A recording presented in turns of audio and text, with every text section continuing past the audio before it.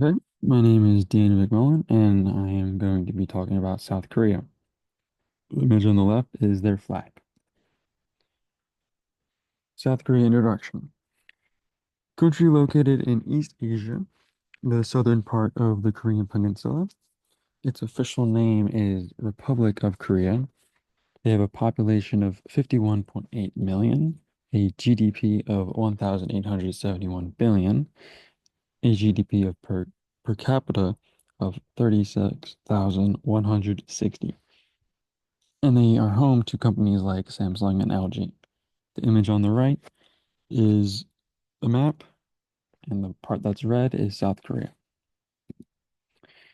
Fintech in South Korea. Digital-only bank, such as K-Bank. Mobile banking services, such as Kakao Bank, Hyundai Card, and a popular crowdfunding platform in there is Wadiz.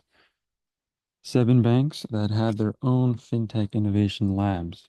Shinhan Financial Group, KB Financial Group, Woori Bank, KEB Hana Bank, Industrial Bank of Korea, NH Nonghyuk Bank, and Hanwha Life Insurance. Fintech market. Fintech enablers account for 42% of the market. Market size of 36.94 billion in US dollars in 2023. IMARK Group expects the market to reach 77.85 billion US dollars by 2032, exhibiting a growth rate of 7.7% during 2024 to 2032. The Financial Services Commission of Korea, also known as FSC, supplied around 207 million US dollars in investment to 85 fintech startups. They plan to do it again in the near future with 368 million US dollars. Fintech trends.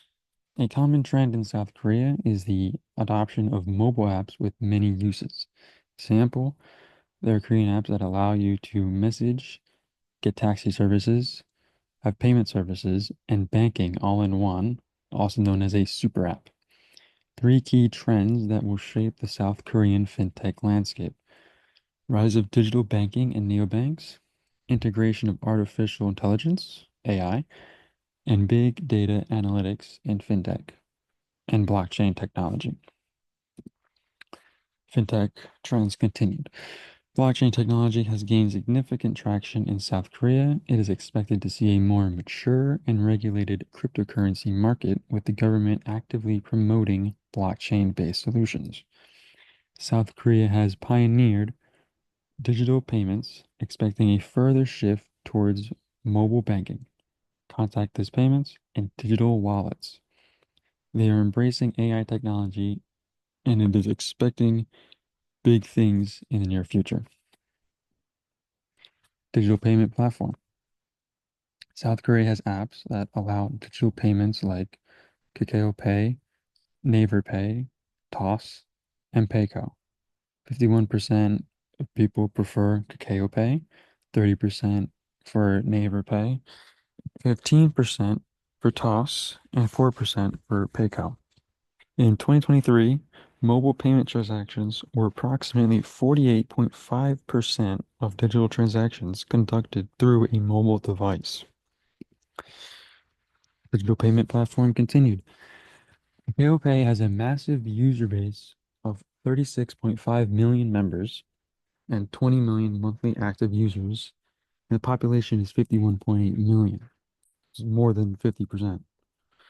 NeighborPay has NeighborPay was created in 2021 as a payment option for neighbor shopping, but is now widely used in over 97,000 stores, both online and offline.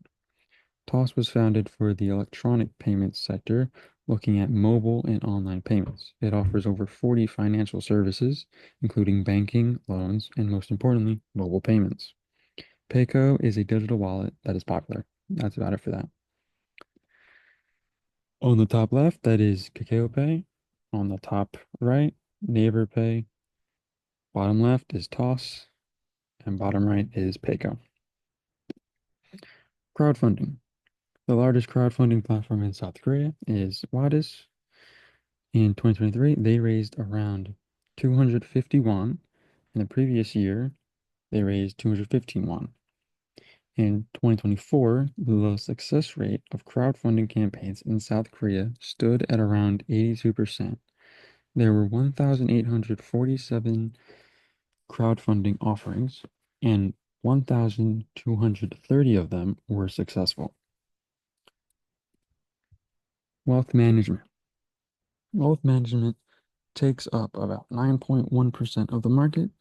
Assets in wealth management market are projected to reach 1.22 trillion US dollars in 2025. The wealth management market in South Korea has been growing in recent years from customer preferences, market trends, and etc. Preferences have been shifting towards a more sophisticated approach to wealth management. InsurTech. Pacific Life Re, which is a reinsurance provider, partnered up with Kakao Pay, which would speed up the insurance purchasing process. Kakao Pay offers a wide range of financial services through its app, like payment services, investment options, and insurance solutions. Kakao Pay Insurance, established in 2022, the company quickly gained over 1.5 million users for its travel insurance offerings from the first year alone, which shows their ability to meet the financial needs of its customers. RegTech. South Korean government has created regulatory sandboxes. This allows startups to test innovative RegTech solutions in a controlled environment. RegTech landscape in South Korea is rapidly evolving, driven by technological advancements and increasing regulatory pressures. South Korean RegTech sector is well positioned to become a global leader in regulatory innovation. Government initiative. In 2019, it passed the Special Act on Support for Financial Innovation. This introduced a financial program that it allows introduced new fintech investment guidelines and open banking system. The government has identified fintech as a key area of growth in the financial sector and has recently doubled its fintech innovation fund for 1 trillion won, which is about 781 million US dollars, to further support the industry. There are also no regulations for fintech business. Conclusion. Overall, South Korea's look at fintech is great. The government is in full support of it, which is shown through the amount of funding they provide. They have a lot of digital payment platforms that of other users within them. The future for South Korea in fintech is expected to be even better.